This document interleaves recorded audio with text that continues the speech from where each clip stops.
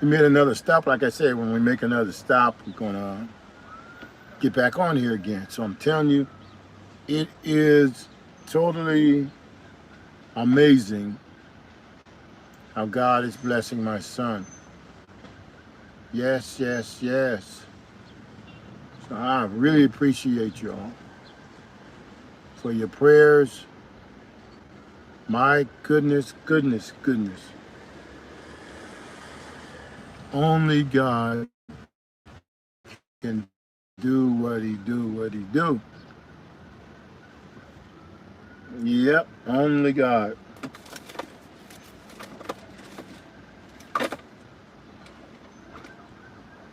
So I don't know if anybody's here, but we were talking about excellency and the voice, the voices. You know, you gotta know what voices to pay attention to. Yeah, you gotta know. All of us. I'm saying every human being, every human being. I'm gonna say that again. Every human being hears sounds. There's thousands upon thousands of sounds. Yeah, like I'm in the car here. If I open the car and leave the keys in the ignition, you're going to hear this. That's a sound. Mm-hmm.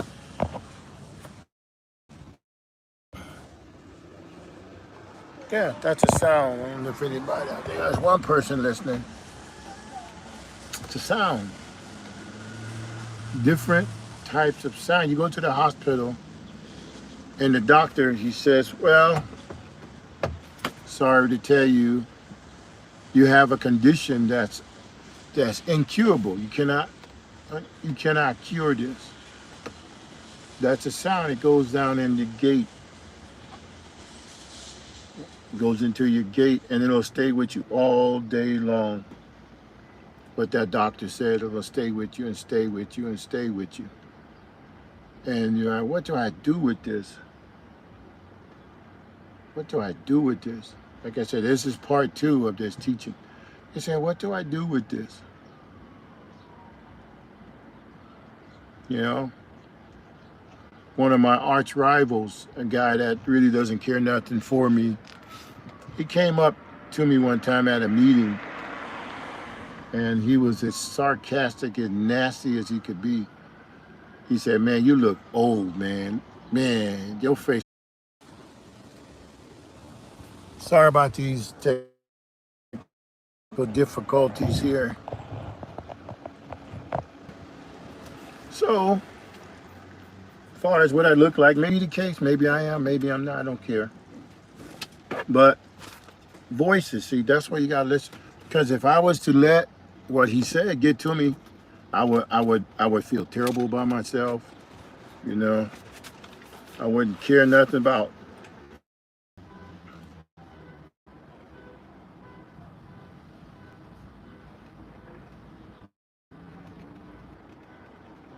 I started thinking about what he said to me, and you know, I could have let that get to me. But you know what? I looked at myself and what my wife said, and she said, "Baby, don't worry about that." And so I started thinking about something.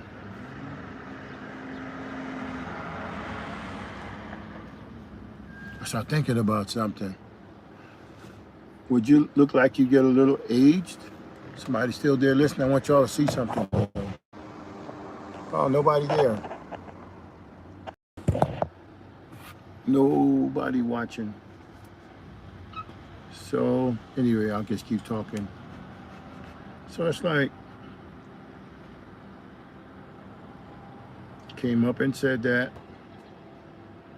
right? He came up and said that, and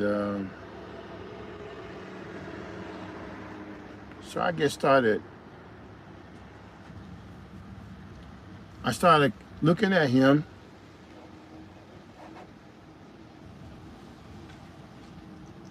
and I looked at myself, and I said, I didn't want to make no fun of you or anything, man.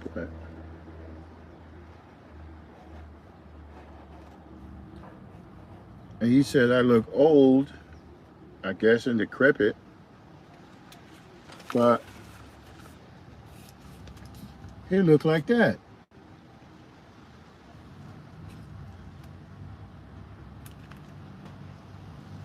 He told me I look old, ancient, beat down, but he looks like this.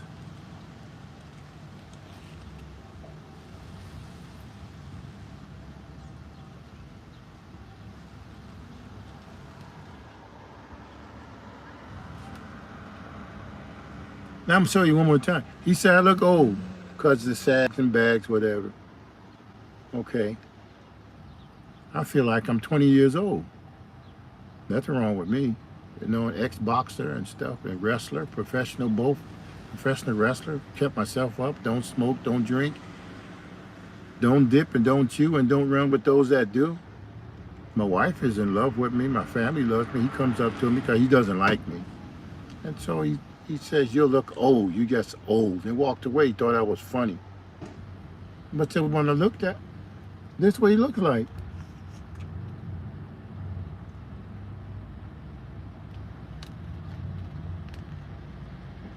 So, you just think now, a person that says you look old, but they look like this.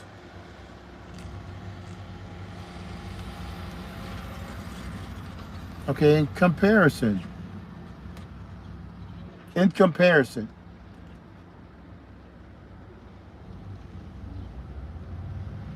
I didn't put him down. I didn't say nothing. I just started thinking. I said, now in comparison.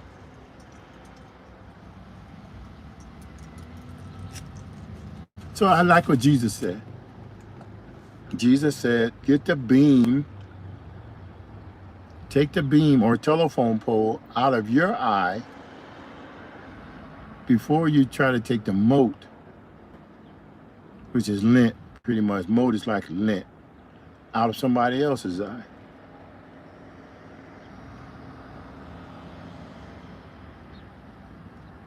But you don't let that settle in the gate of your mind. You don't let that settle there. Don't let it settle. Search for excellent things. Search for godly, excellent things to ride in your mind. Don't worry about that.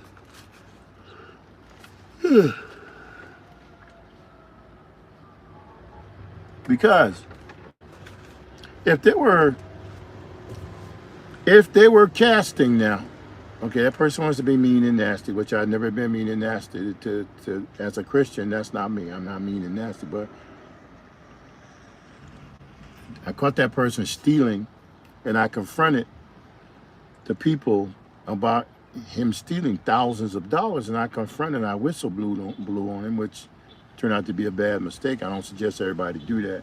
But he was stealing money from churches. He was stealing the money out of churches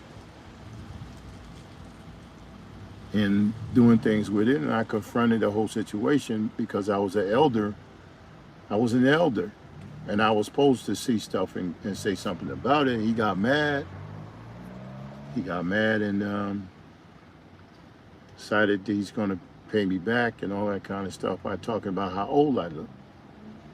And he wasn't playing. He was very serious, and which is fine. That's what you want to do. You do it. But I didn't retaliate. I could have, but I didn't. But if there ever was a movie made of Quasimodo, you know who Quasimodo is? Hunchback of Notre Dame. If they ever did part 2 of Hunchback, it's about 70 years old. That's an old movie. If they ever did part 2 of the Hunchback of Notre Dame, as they say, or Notre Dame for us Englishers.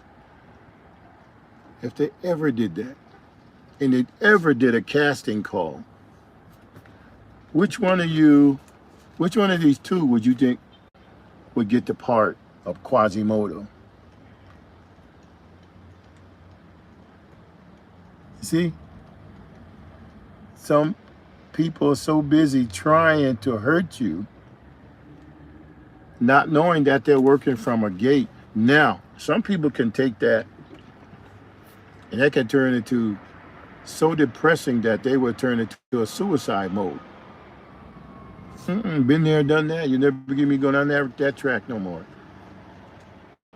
No, I'm not. And I'm not saying that I don't have my challenges, because I do. I have my challenges just like any other person. But don't let your challenges beat you to the finish line.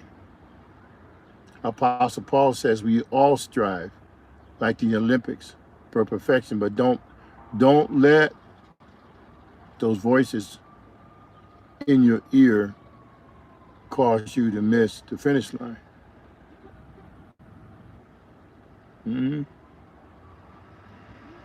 People say, Earthquake, why are you never late when you go places? You're always extra early. Well, I tell people this. I tell my family this, to put this in my children and everybody else. I said, I'd rather be 5 hours early to any event that I go on. I'd rather sit outside and wait than to be 5 minutes late going anywhere. That's my policy. They laugh at me and say, you got a 5 o'clock appointment to go somewhere? Said, Dad will leave.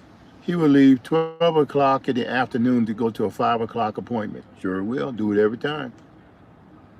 Because the traffic, you got to give it a check. This is California. You can go on a 405 freeway, and it's called a 4 or 5 hour. Because it takes a long time getting across town. So you better set an extra 3 hours for traffic. Then if you're hungry, you want to stop and get a burger on the way. That's another 45 minutes in most of these places. Then parking, unless you're going to be somebody going to valet your parking for you. See, so all of these things you have to keep in the time. Yeah, and the Bible talks about time. It does. It talks about it. So don't let anybody build a path into your mind. Nobody walk in and out of your mind. Nobody. Only God. He's good. He'll keep you. Don't let nobody walk, especially somebody that looks worse than you, got it worse than you, tell you about you. Don't let that happen. Don't let that person get in your mind, because it'll be whispering all day in your brain. You'll hear it over and over like a broken record. You're old, you're old, you're old, you're old, you're old, you're old, you're useless, you're ugly, you're this and that and the other. And I speak to you all out there that got sagging skin and wrinkles, like Brother Earthquake. Sagging skin and some wrinkles. Ain't nothing wrong with you. Nothing. So what? You got sagging skin and wrinkles. So what? So what? What does that mean? Life over? No. No, somebody don't like you because of that. Well, that's their problem. That's their problem. David, little old David, little old David. You know, a lot of those guys from Israel and stuff ain't that big. Every now and then you'll get one that's 6 feet, 6'4", 6'5". Every now and then you'll get one. For the most part, most of them not. And little David was a little dude, little redhead, scruffy fella. And his brother, Eliab. His brother's name was Eliab. Eliab. David went down there to see what was going on. He's like, get your little snotty nose thing out of here, man. You get down there nosy, you just want to see stuff. David's like, I'm not nosy. I'm not nosy. I want to see what's going on. I want to participate. And David said, there's a prize for whoever takes this monster out. His brother looked at him, said, man, I'm 2 feet. I'm a foot and a half taller than you. I can't take this dude. How you figure you gonna take him? David said, well, one day, brother Eliab, I was watching our sheep. You know, we have sheep. You have some sheep and dad's sheep. And I was the shepherd over them, and I was out there. And all of a sudden, here comes this big old bear.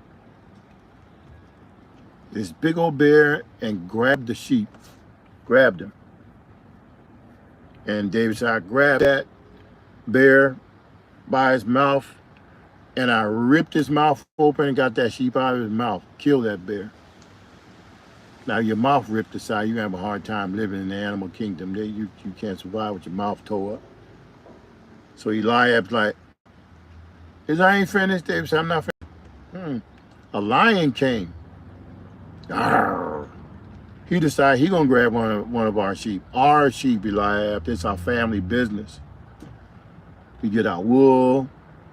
We get our coats. We got our pillows. We got our blankets. We got all this stuff and our cheese and our milk. And here lion gonna take away our livelihood. David said, no, no. He's on a path of destruction to make us go into poverty, man. If he eat up all of our sheep, we ain't gonna have no money. So what I did, I grabbed him. Well, you know, the lion got all that hair and stuff. He grabbed him by the scruff of his hair and snapped him loose from that sheep, killed him. So Eliab's like, so David said, this uncircumcised, uncovenanted, half-breed, hybrid, half-demon, half-human being, that's what it was, half-fallen angel, half-lady, sired this thing. Now he's gonna come, and this is a violator of the human race, gonna come against the chosen people of God, and you're gonna sit behind this rock and hide? If he kills us, he's gonna take all your livelihood, man. You gotta step to this. I never ran from anybody in my life. I never ran from any fight, never. I said, because if you kill me, that means you're gonna kill my mama. That means you're gonna kill my sisters and my little brother. So I gotta stand and fight you. And that's what I did back east. I stood and fight. You got cut in the mouth. I've been beat down and almost shot 3 or 4 times. But I said, well, at least they say he didn't run. He stood and fought us. I wasn't even saved. I wasn't even thinking about being saved. I was thinking about protecting my family, my loved ones, my little sisters and brothers. See, so what the Bible is trying to tell us in the 8th chapter of Proverbs is that what path are you listening to? Yeah, you can tell a horse is coming just by the path he's on.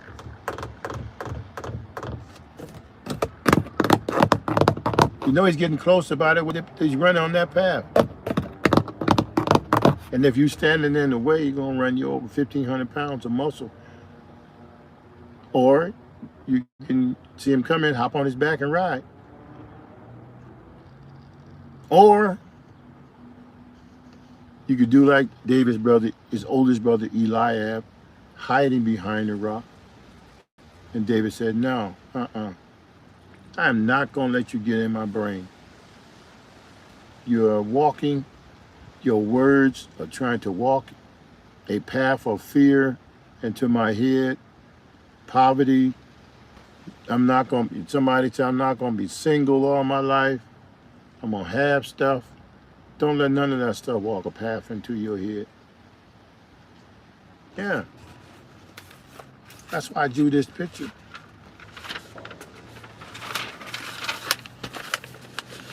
I drew this picture. Some spirits telling that man to get involved with police assisted suicide. Sure did. I said, man, earthquake, man, I was thinking about that. I was thinking about letting the cops kill me instead of me killing myself. You know how many people is in America? Let's just guesstimate it. Amount of people living in America. Close to 300 million. 300 million. Yeah, 300 million people, and some of them not saved. So when you're not saved, if you go to Isaiah 29:4. Isaiah 29:4. Isaiah 29:4. It talks about how evil spirits called familiars, they come out of the ground. They come out of the ground and they wind up right underneath your house. Coming right out of the ground, going up, right through the ground, right through the concrete, right through the blacktop, asphalt, right into your house. Yep. Right into your house. It's in the Bible. Oh, Brother Kelly, nothing. It's in the Bible. Right into your house. And you wondering how they got there. Because the lack of knowledge won't keep them out. Yeah, for real. They come right out of the ground into your house.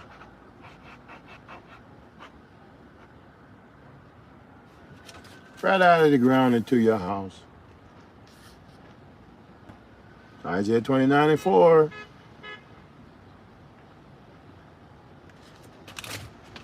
Most people don't know that. They don't know it. So they can be in your house, inside your house, and they go right into the walls.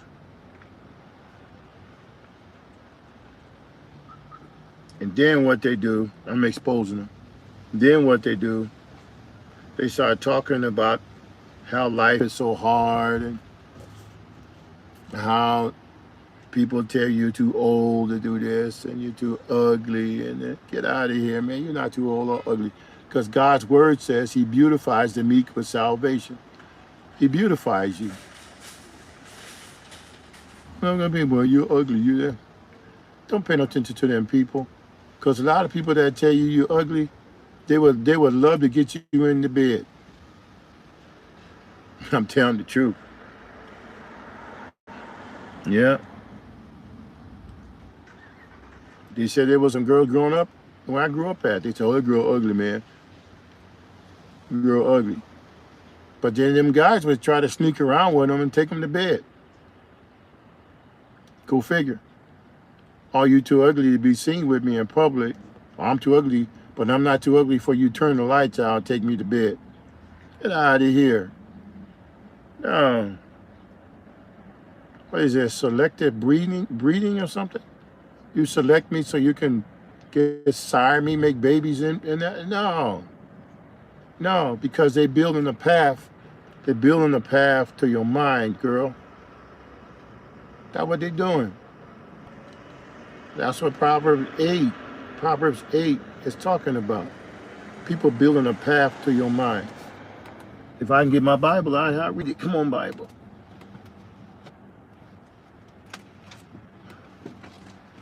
Come on. You're almost here.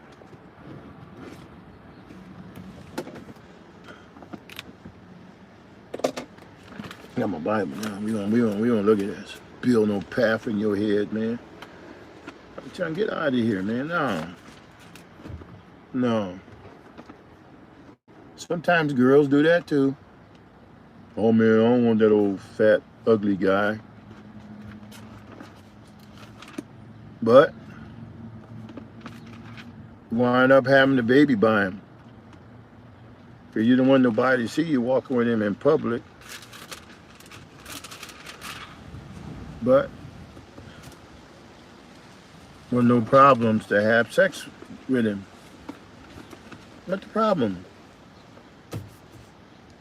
Proverbs 8:1. I'm preaching real good to somebody out there.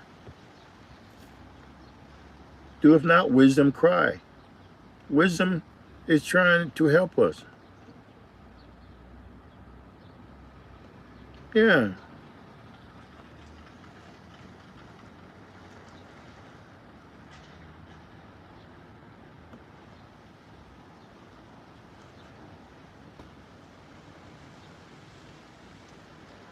Now you got to go back to 7. Just go back to 7.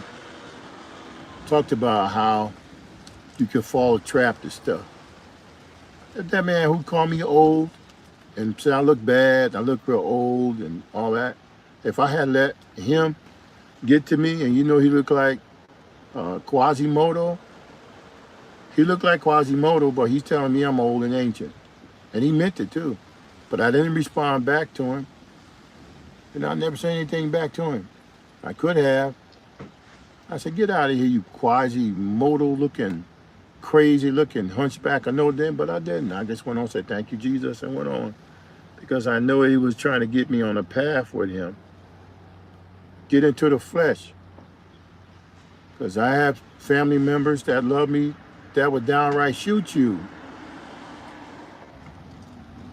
And he probably got family members that would try to shoot at me. And I know the enemy would love to us to get into a feud, a Hatfield and McCoy feud over something that he did that I called him on it. So it's best to just go ahead and walk away. Not because you're scared. You don't have to fight every battle. You don't. I don't see that in the Bible. You got to fight every battle. God never told you to fight every battle. He said he'll fight your battle for us. But look at here now.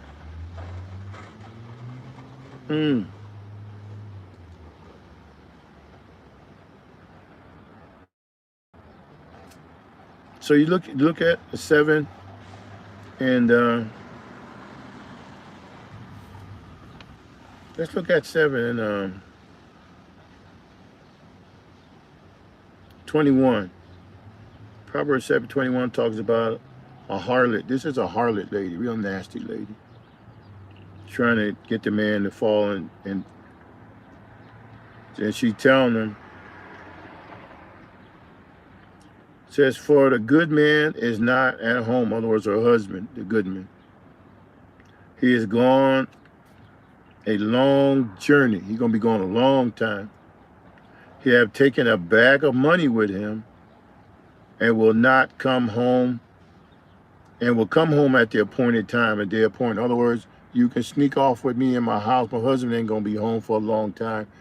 So we can get in there and get busy for a long time. Verse 21. With her much fair speech, she caused him to yield. He ain't got nothing to worry about. The husband ain't coming home. With the flattering of her lips, now watch this. Flattery forced him. I know ain't too many people on here listening, but flattery.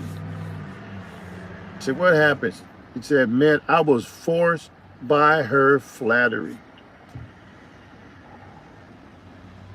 The flattery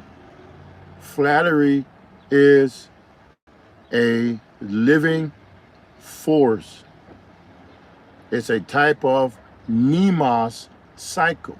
A Nemos cycle is a type of a cycle or hurricane you get in that knock over trees. Flattery is a cycle that forces you to move in a direction beyond your will, if you let it. They tried to do that to Jesus in the 4th chapter of Matthew. He said, if you be the Son of God. Trying to flatter Jesus into thinking, I really am the Son of God, yeah. Maybe I should take that stone and make bread out of it. Get out of here with that foolishness. Jesus said, no, I am the Son of God. And there's no if to it, and your flattery don't work.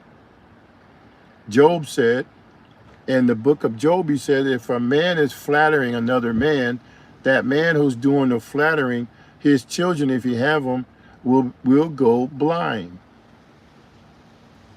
That's what he said. They'll have eye problems, spiritually and naturally.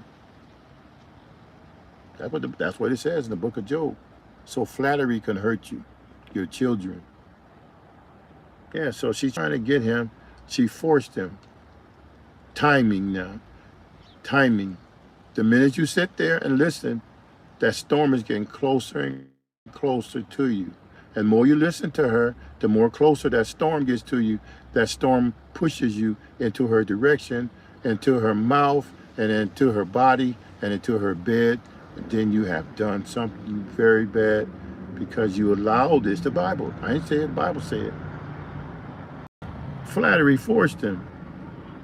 It's a storm. It's a living creature. It's demonic. Yeah. Bible says so. I didn't know that, Brother Earthquake. Man, you telling me something I ain't never even heard of before. And man, I'm wondering now while I went to bed with that girl, and man, she didn't look like nothing, man. But boy, the way she talked and the way she put me up and the way she flattered me, man. Next thing I know, man, I'll fall asleep smoking a cigarette, man. Come on, man. Look at what the Bible say. Flattery forced him. How many people is forced to do stuff because of someone else's flattery? None of us would be in the trouble we in if one for somebody else's flattery. That'll picture real good. Somebody else's flattery, and you went, man, I couldn't help myself. I couldn't help. Yes, you could. Timing. You know, if somebody shot a bullet in your direction from across the sea, you can hear the noise, but you can get out the way of a bullet, and they travel 400, 700 feet per second. It will hit you if you stay there, but you can move.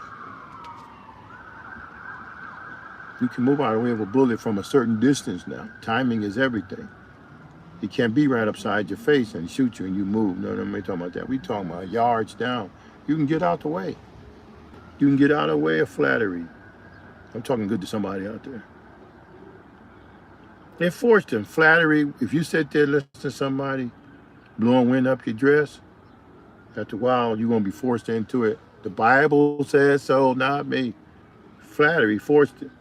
22. Proverbs 7:22. He goes after her straightway. Let's like this. Goes after her straightway.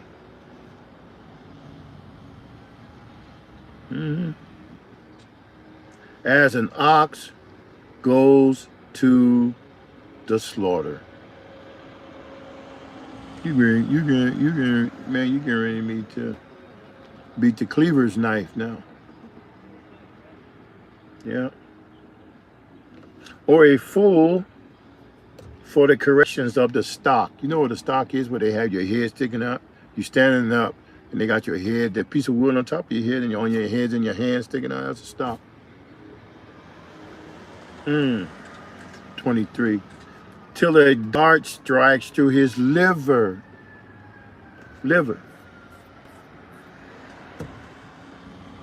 That's terrible. As a bird hastens to the snare, and knoweth not that it is for his life. They're going to take your life, man. Yeah, you hop in the bed with her and she got AIDS. And you don't even know it. You just trying to get your groove on. And she got AIDS. She gave it to her husband. That's probably why he left. He's like she said, he'll be back in a while. No, he probably gave him AIDS. He probably said, I ain't coming back there no more. I'm going somewhere else and die. I ain't going to die here. And so now she done tricked you and get in the bed with her. Now you in the bed with her and she got AIDS. For your life, man. Verse 23. Hearken now unto me, now therefore, all you children, men and ladies, and attend to the words of my mouth. In other words, listen to what I'm saying. Let not your heart decline to her ways. Go not astray in her paths. Here we go again. Paths. Sister got a lot of paths. So if you get entangled with one of her paths, don't worry. Say, well, I'm running out of paths. I'm running out of paths, Brother Kitty. They ain't got no more paths with this woman. Don't worry about it. She got more paths for you. The Bible says she got more paths for you. She got more paths, Brother Kitty. Sure do. And all of them is going to take you to death. You mean it's going to kill me? Oh, yeah, it's going to kill you. The Bible says so. It's going to kill you. I don't believe that. Well, you calling God a liar then? Call him a liar. I'm getting out the way because you can't call God no liar because he's not to be mocked.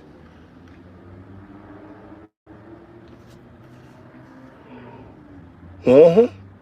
And it goes on to say. He goes on to say. 24. Hearken unto me now, therefore, you children, and attend to the words of my mouth. This is wisdom now. Okay.